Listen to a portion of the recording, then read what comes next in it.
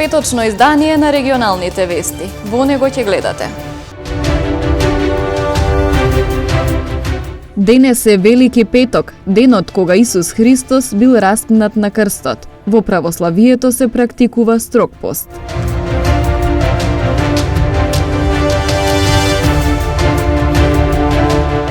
Тетовци велат се е поскапено, и зеленчукот, и овошјето, и сите останати намирници.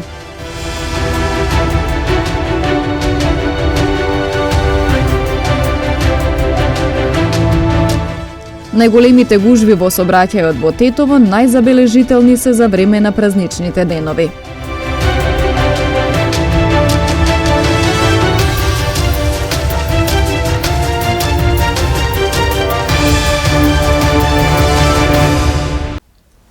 Денес е Велики петок, денот кога Исус Христос бил распнат на крстот. Во православието на Велики петок се практикува строг пост.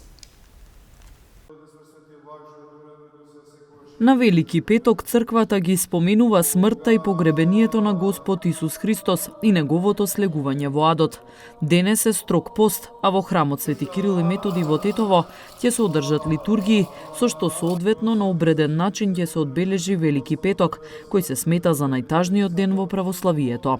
Во овој ден го празнуваме изведувањето на Христа, го си спомнуваме за изведувањето на Христа на суд пред Пилата и како еврејскиот народ повикуваше распни го, распни. Се сеќаваме на неговото распнување на крст помеѓу двајца разбойници, на благочестието на благоразумниот разбойник кој му велеше спомни ме Господи во царството Твое и на разбойникот кој што хулеше на него, на неговото симнување од честниот и живототворен крст. Сите овие настани ги празнуваме на Велики петок и неговото погребение, а литургиски се одбележува со служење на великопостни часови наутро, вечерна богослужба, а потоа во вечерните часови се служи утрената на Велика сабота, кој представува еден литургиски чин на опело и на погребение на Христа, каде се пеат статии, а потоа со плаштаницата се врши опход околу светиот храм, со што ние имаме тенденција да се учествуваме на таков литургиски обреден начин во сите настани и случувања кои што се случиле во овој ден. Овој ден се препорачува да се пости безкрајна доза и дисонце, а за оние кои се немотни треба да се консултираат со својот свештеник, заради тоа што е голем петок и ден кога Господ пострадал за нас и не избавил од смртта, гревот и проклетството. За овој ден црквата пропишува најстрог пост, односно денот да помине без јадење и пиење, освен за немотните и престарените, во знак на таговно сеќавање на настаните од тоа време. Уште 2 дена трае Великденскиот пост, кога верниците се откажуваат од консумација на производи од животинско потекло. Лекарите објаснуваат што се случува во организмот на човекот додека трае постот и како постепено треба да се враќа на регулирана исхрана. Пред крај страдалната недела пред Великден, кога најголем број од верниците го практикуваат Великденскиот пост. Некои се откажуваат од производи од животинско потекло само во текот на оваа седмица, но голем дел го постат целиот пост, кој трае 40 на дена. Тоа значи подолг период на неконсумирање месо, јајца и масни намирници, со што организмот се чисти од токсини. Лекарите објаснуваат што се случува во човечкиот организам кога е подложен на испостување. Доктор Светлана Трифуновска исто така советува враќањето кон регуларната исхрана да се одвива постепено. Периодот на пости, тука се зборува за религиозни пости, без разлика дали се пости тој воден пост, значи повише само на вода, или пак пост што исклучува масти. Значи, би требало да се кажува посебно, но веќе ги генерализирам работите и ќе ви кажам дека тоа е период кога организмот се чисти од токсини, кога се регулира на еден начин метаболизмот во организмот и тоа се дејствува благопријатно врз организмот.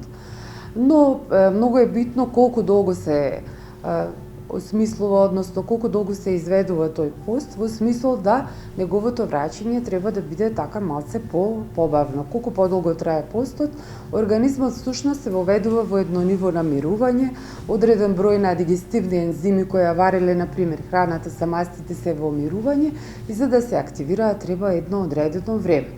И така да се препорачува да се пости тој што е здрав, што може да го издржи подолгиот пост, со тоа што да се активираат оние механизми кои што обично не се активирани, и тоа значи дека организмот што пости треба, кога треба се вклучи во обратниот смер, односно да се внесе една друга избалансирана храна каде што ќе се употребуваат и масти, треба да помине еден одреден период за да се навикне организмот, тоа е практично шок за организмот, да не се внесе во болус, значи да не се внесе одеднаш јака храна.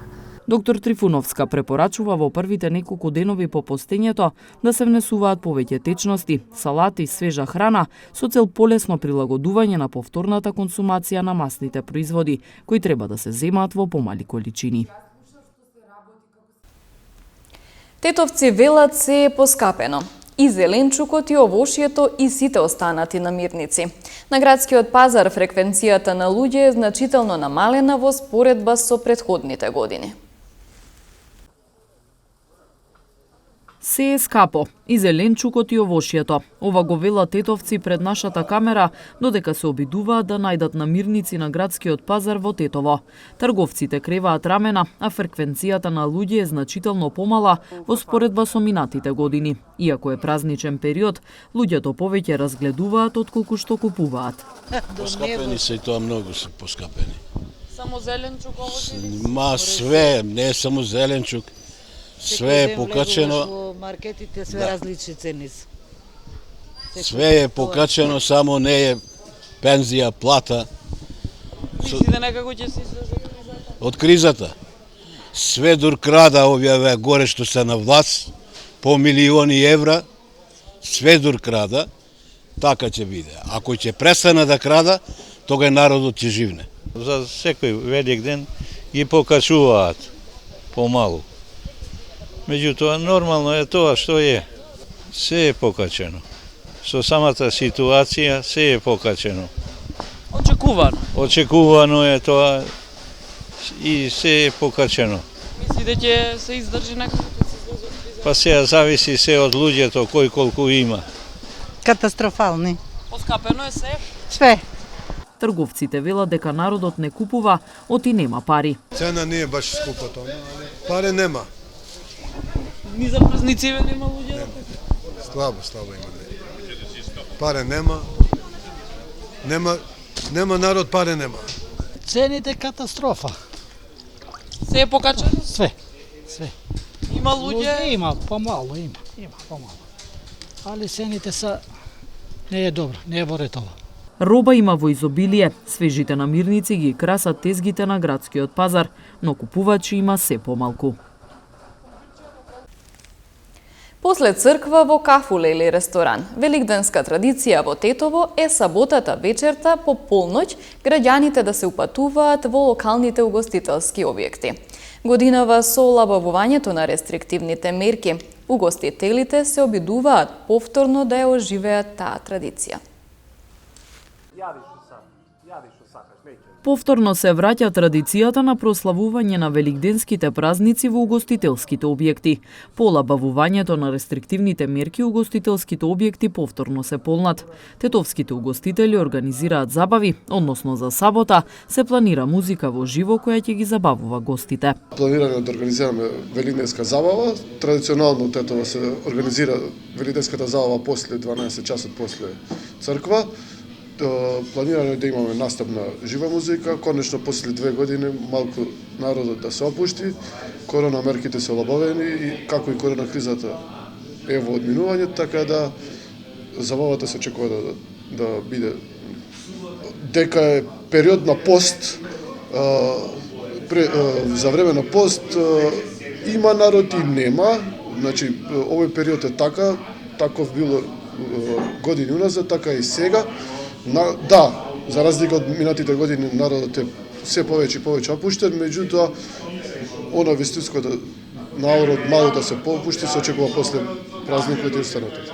Традиција е во Тетово по одењето во црква, граѓаните да ги посетуваат локалните угостителски објекти, а забавата трае до раните утрински часови. Најголемите гужви во сообраќајот во Тетово најзабележителни се за време на празничните денови. Дополнително проблемите се интензивираат со доаѓањето на нашите сограѓани времено вработени во странство. Од полицијата велат дека тоа се должи на градската инфраструктура која не може да прими толкав број возила.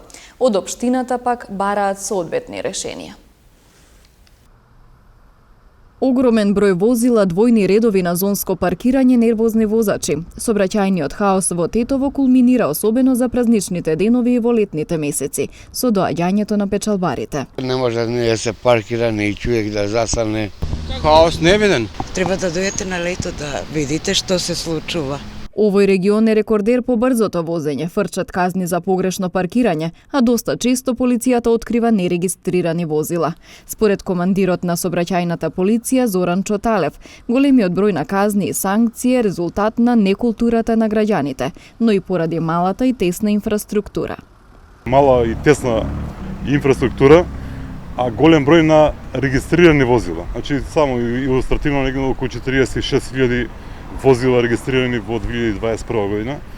Сега ако го земе приливот на возила во летен период, оние наши граѓани што доаѓаат од странство, тогаш може да претпоставите за каква гужва се работи.